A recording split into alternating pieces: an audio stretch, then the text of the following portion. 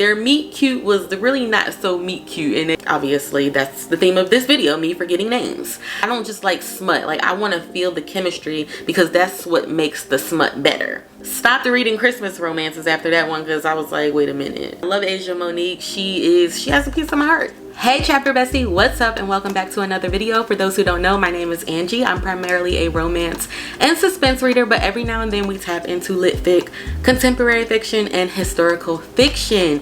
In today's video, I'm going to be sharing all the books that I read in December of 2024.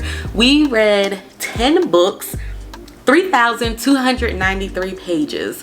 4 of those books were Christmas romances, 3 were regular romances, 2 were literary fiction, and 1 suspense.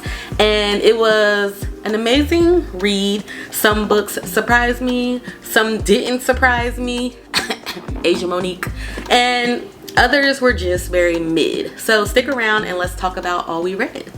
Okay, so the first book I read was The Holly Dates by Brittany Cherry. This was my first book by her, if I'm not mistaken. It was a Christmas romance. It was really cute. It kind of reminded me of Curvy Girl Summer.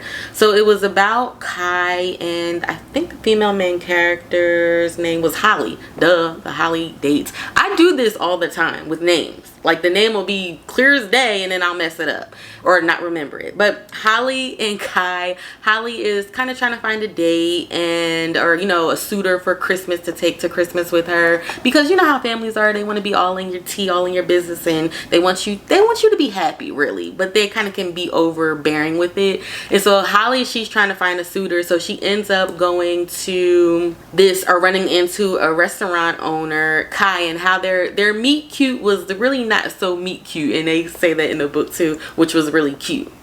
How many times did I just say cute? But anyway, they end up running into each other, and she ends up going to his bar where she's dating all these people.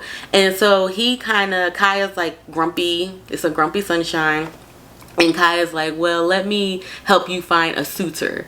Obviously, they end up falling in a romance. And it was really cute. I rated it 4 stars. I really enjoyed it. Like I said, it kind of reminded me of Curvy Girl Summer with the banter, the restaurant, the dating. So yeah, it was one of those, if you like this, you'll like this. If you like Curvy Girl Summer, you'll like The Holly Dates, and vice versa. The second book I read was Christmas in Spite of You by Casey Mills, and I did rate this 4 stars, and it was really cute because on Goodreads I left a review, and I don't do that. Nope. I'm definitely going to change that up in 2025, but I don't do that. It says really cute Christmassy romance to sit and read by the tree. The characters Noelle and Canton were extremely likable. The book is definitely a when you know romance. Oh. Okay, so I remember what this book was about. Basically, Noelle is broke, so she ends up putting her condo on like an Airbnb type site, and Canton, did I just say that was his name? Yes, Canton he's like a rich guy, and he books her condo.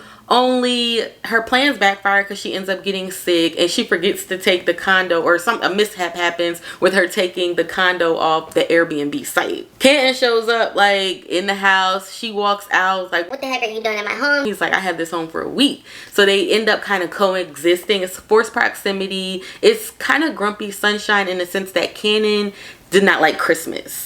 And she was very Christmas, and he went above and beyond for her, getting her the Christmas tree, making sure that she had Christmas at home even though she was sick. So I love their romance. I thought it was really cute. I would definitely recommend you read it next Christmas if you haven't already. So the third book I read was A Novel Christmas by Charity Shane, and I rated it 5 stars. This Christmas book was the one.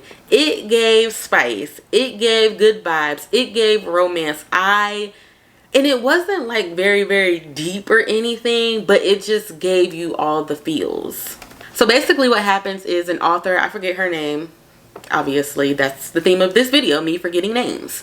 It follows a girl, and she is an author, and she's kind of in a slump right now. Her publishing company is saying that her reviews aren't that great right now and everything like that. So she make her write a Christmas story. Like, you have to produce us a Christmas novel. So she escapes to a town called Santa Claus, Indiana, which is real, by the way. I did not know that until I looked it up. So she escapes there, and she runs into a firefighter who she's staying in his kind of like an Airbnb type, you know, building that he has for people that are out of town. And they kind of initial chemistry, you can feel it in the book. And I love books where I can feel the chemistry between, I don't just like smut. Like, I want to feel the chemistry, because that's what makes the smut better.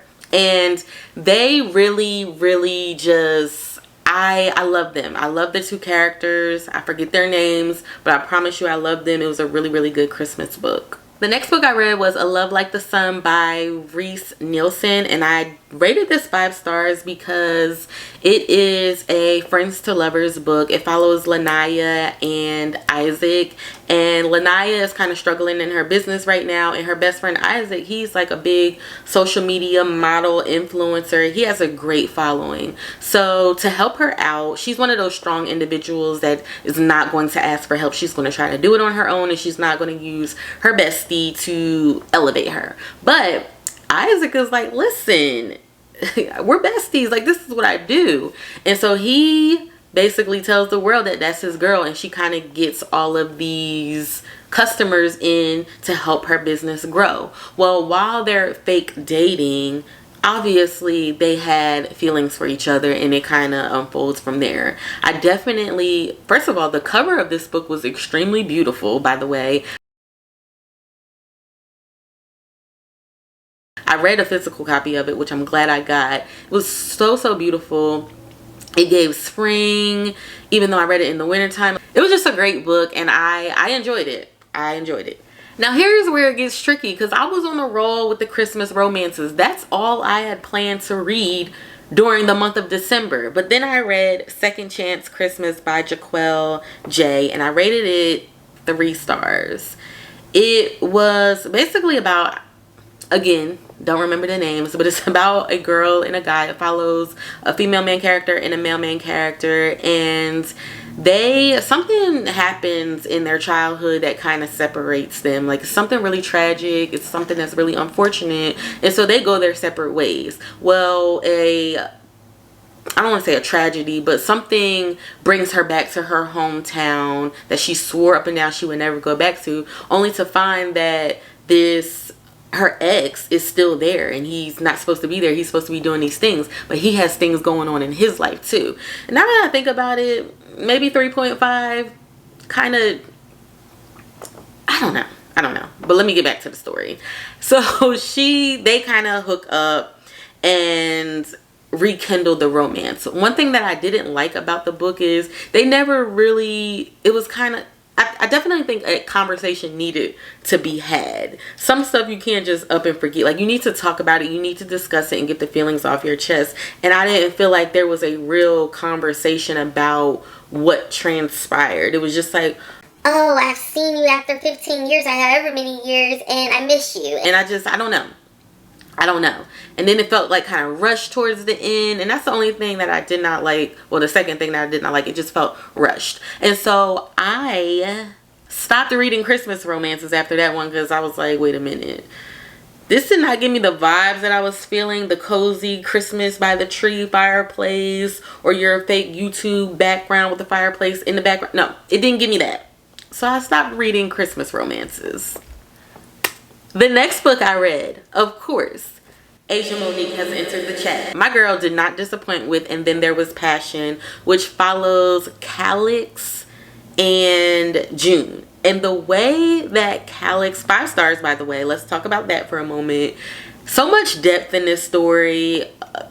June is suffering, well, not suffering, she has gone through some type of abuse, and she is very, I don't want to say, she didn't come off hard on the exterior, but she has her borders up. She has her boundaries in place, and she's not letting Calix come in. You know, Calix ends up meeting June on a one-night stand, if I remember this correctly. But they end up officially meeting. They never exchange numbers or anything like that, but then they meet because Calix is an editor and he is reviewing Black-owned businesses, and her family, the Hanson family, they own a winery. They make alcohol and things like that. So they have like a whole, I could actually see this place with, like, you know, you have weddings there, you have like where you make your liquor and all the things. Like, I can really visualize that place in my head for some reason. I don't know why. So they meet again after their one night stand, and let's just say Calix is really pursuing her, even though she's like, I need you to stop and let me be. But he didn't pursue her in a way that was overbearing. He pursued her in a way that lets you know, I'm here, I got you, I'm gonna show up for you. And I really should have put him in my top 10 book boyfriends of 2024, and I didn't. But now that I think about it, Calix is definitely top tier. He did it for me. He did it for me in the book, and the way they came together. Obviously, Asia Monique, I love in her books when she does, because I'm an epilogue girly. If you don't know, now you know. And if you don't know, now you know.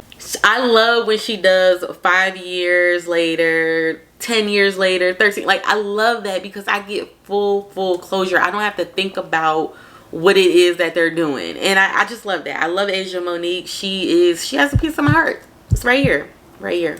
After that, we finished up The Things We Do for Love by Kristen Hanna, and I rated this 4 stars. This was a book of healing.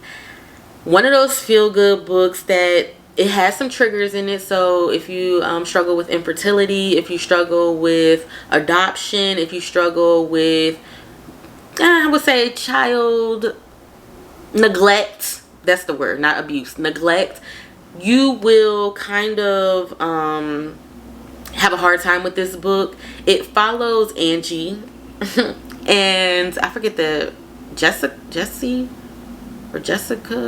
I forget the female main character, the other female main character's name, but it follows those two, and it's a story of Angie cannot conceive, and she could conceive, but she was having miscarriages, and then she had a baby, and the baby passed away. So she has infertility. She ends up getting divorced from her husband, and they obviously they go their separate ways, but she ends up going back to her hometown where she kind of runs into a girl that's like looking for jobs, like putting signs on cars, and it kind of unfolds from there. I don't want to tell too much because on the back of the book I was expecting something totally different, but then when I read it I got so much more from it. And let me just say, it's a story of healing, it's a story of forgiveness, it's a story of true love. And I'm not talking about relationship or marriage love, I'm talking about platonic love, I'm talking about found family. It's just my first Kristen Hanna book. I have another book of hers. I promise you it will not be my last Kristen Hanna book. The next book I read was The Perfect Child by Lucinda Berry, and I definitely 4-starred this because I wasn't feeling the ending, but my people, I found out that there's a sequel. There's like a 1.5 to it, so I might change my rating to 4.5. Lucinda Berry, I think she was a child psychologist or something to that extent. So you can tell in her books that she used her profession to craft this book. At least this is my first time reading her, new author to me. I absolutely loved her. She kind of read like Frida McFadden a little bit, very fast paced, very easy to read. It's not something that is just put together, but it has depth to it, a little bit more depth than Frida has to hers. And I think that's because of her background. And so I absolutely ate it up. The book was about a family who has trouble conceiving. I don't know what it was with me in these books this month, but she had trouble conceiving. And so there's a girl that comes into a hospital, and a little girl, she's a toddler, and she is the doctor who is the husband, Christopher. He kind of falls in love with this girl. What? I'm sorry, I'm all over the place right now. I blacked out for a minute. The family, the male character is a doctor and the female main character is a nurse. And so the little girl that comes into the hospital takes a liking to the doctor. He takes a liking to her. So they decide, now we're in the flow now. So they decide to take her home, adopt her. Come to find out, she is literally the child from hell. When I tell y'all this girl was cray cray, She literally, I did a whole vlog on it. She literally made me never want to adopt a child. And there are children out there that need loving and need care and all the things. And she made me, I love also how it shedded light on the child care system and how jacked up it is. And I love the book. I can't wait to read the sequel to it because I want to see it picks up like 10 years later what's going on with the little girl, and then something magical happens in the book too, and something, it's just, it was crazy. It was crazy. I'm not even going to tell no more because you have to be very careful with suspense books because you can slip up and share something that doesn't need to be shared. So I'm going to stop right there and let y'all know that's it. After that, I read Between Friends and Lovers by Charlene Obi. Sorry if I jacked the name up. I rated it 3 stars. I rated it 3 stars because I just did not like the characters at all. Some of them gave pretentiousness. I don't know. I wasn't feeling them. Joe was kind of, I don't know. Let me tell y'all what it was about. Basically a love triangle. Joe is a doctor. She's social media influencer as well. And she is friends with Ezra, who is like some big time actor. His family is rich, and like put away the problems, rich. And they kind of, she's in love with him.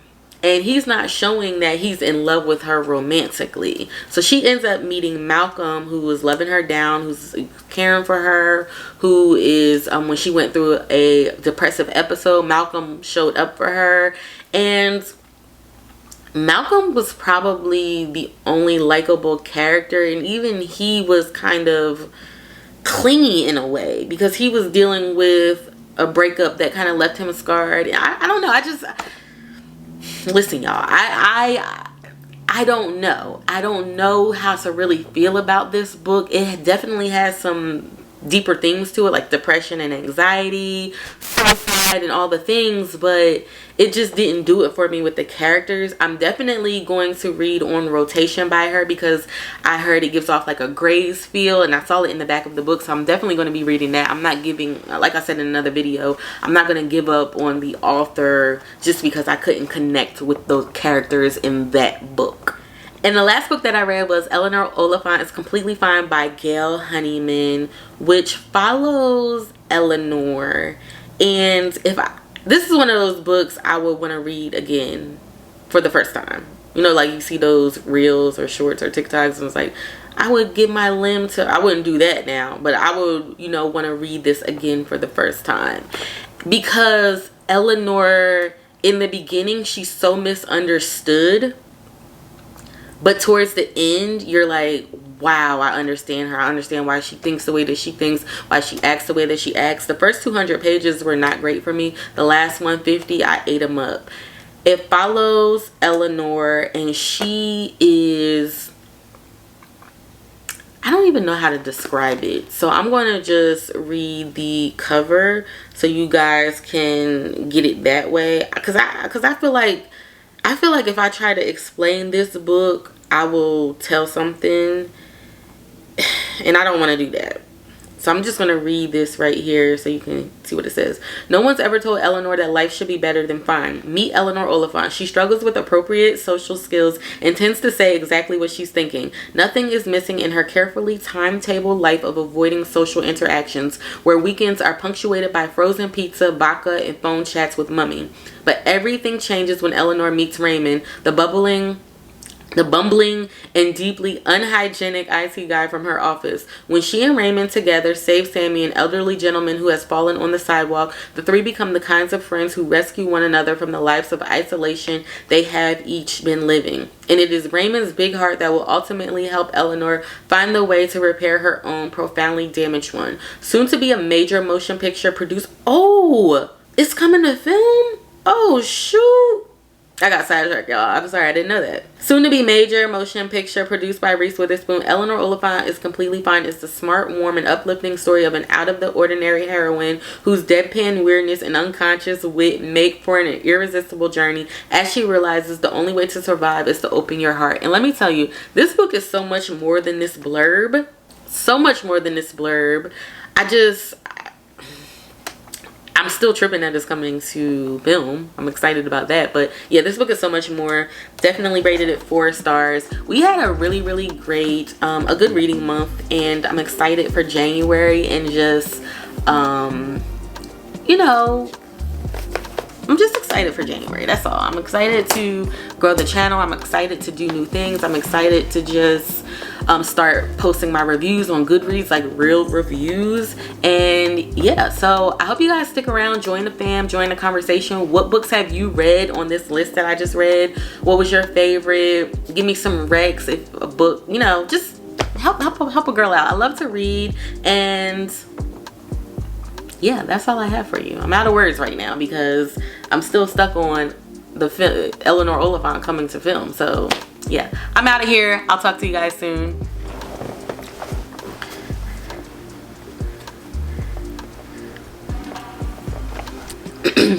Hello chapter bestie, what's up, and welcome back to another video. I got my ring on. Gotta let the folks know I'm married. Yeah, because I gotta do this because I don't remember the books. This is why I'm going back to rating it and reviewing it after I read it, and then compiling the videos. And I would recommend it next Christmas if that's what you know, whatever. I don't like that. I would definitely recommend it. I would definitely what?